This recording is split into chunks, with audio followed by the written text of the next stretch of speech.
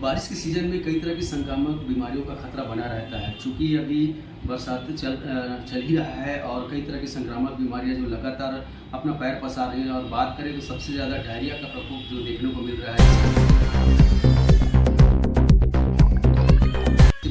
साथ कहें कि पीलिया का भी अब लक्षण लोगों में दिखाई देने लगा है। हमारे साथ डॉक्टर शरद पाडनकर जी हैं, काफ़ी मशहूर डॉक्टर है, और उनके पास लगातार पेशेंट आ रहे हैं। किन किन तरह के लक्षण जो इन बारिश के दिनों में पेशेंटों में दिखाई देते हैं, खासकर डायरिया और पीलिया के, और कितने पेशेंट अभी लगातार आ रहे हैं? बारिश के दिनों में किस तरह से हमें सतर्कता बरतनी चाहिए, और किस तरह से हमें बगैर डॉक्टर के परमिशन की या उनसे इजाज़त दिए बगैर या दिखाए बगैर हमें मेडिकल से दवाई लेकर के नहीं खानी चाहिए? ऐसी कई तरह की बातें हैं जो हम उनसे समझेंगे। जी बताइए। अभी वर्तमान में दुर्ग शहर में लूज मोशन और वॉमिटिंग, डायरिया और जो उल्टी दस्त की शिकायत बोलते हैं, उसका जो है प्रकोप काफ़ी फैला हुआ है।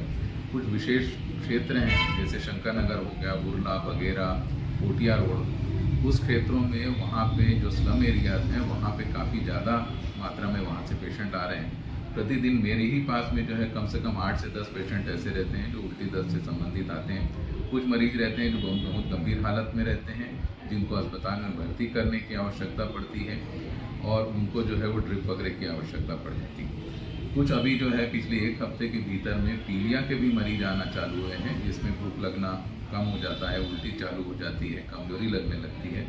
ये भी पानी से ही होने वाली संक्रामक बीमारी है, तो उसकी वजह से जो है ये इसके भी पेशेंट बढ़ रहे हैं। तो साफ़ सफाई का ध्यान रखना बहुत ज़रूरी है। नागरिकों को चाहिए कि वे अपने जो पानी है उसको उबाल के पिया करें। यदि फ़िल्टर है तो फ़िल्टर की व्यवस्था रखें और फ़िल्टर के पानी की व्यवस्था करें।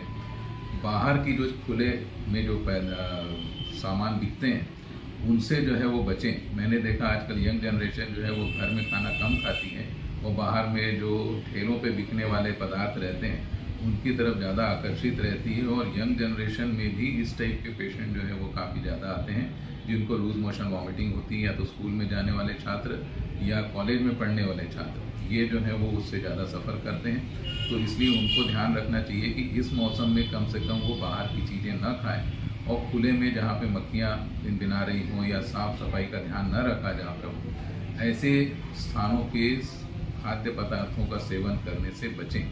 घर में भी जो है वे यदि किसी व्यक्ति को पीलिया हो जाता है या डायरिया हो जाता है तो घर के भी सदस्यों को चाहिए कि वे स्वयं की साफ़ सफाई का ध्यान रखें, हाथ धोकर ही खाना खाएं। ये जो है ये तो नियमित रूप से होना चाहिए कि जब भी आप बाहर से आते हैं और खाना खाते हैं तो आपको हाथ जो है वो कम से कम 2 मिनट तक हाथ साबुन से धोना चाहिए, उसके बाद ही अन्न ग्रहण करना चाहिए। और जो लूज मोशन वॉमिटिंग के पेशेंट हैं जिनको घर के जो भी सदस्य उनको डील कर रहे हों, वे भी जो है वे अपने हाथों का ध्यान रखें, जो स्वच्छता का ध्यान रखें, और जो मरीज है वह भी ध्यान रखे कि वो किसी दूसरे की प्लेट से जो है वो खा के न मतलब खाना वाना न खाए, और अपनी स्वच्छता का ध्यान रखें। लगातार आपके पास जितने पेशेंट आ रहे हैं डॉक्टर साहब, उसमें सबसे ज़्यादा किस तरह के लक्षण दिखाई दे रहे हैं? कौन कौन से पेशेंट आ रहे हैं? जैसा मैंने अभी बताया कि यंग जनरेशन के जो है वो तो है ही हैं, कुछ जो हैं जो वृद्धावस्था के पेशेंट हैं क्योंकि उनमें इम्यूनिटी कम रहती है, तो वे भी जो हैं वे भी इससे पीड़ित हो रहे हैं। तो उनको भी जो है वे मुख्यतः है साफ पानी, शुद्ध भोजन, ताज़े फलों का सेवन ये करना चाहिए। अभी के मौसम में पत्ता भाजी वगैरह जो रहती हैं, हरी सब्जियां जो रहती हैं, उसके सेवन से ज़रा बचना चाहिए। और घर में जो है ये अभी जो मरीज आ रहे हैं मुख्यतः उनको उल्टियाँ चालू हो जाती हैं, दस्त चालू हो जाते हैं, किसी को पेट में मरोड़ के साथ में होती है।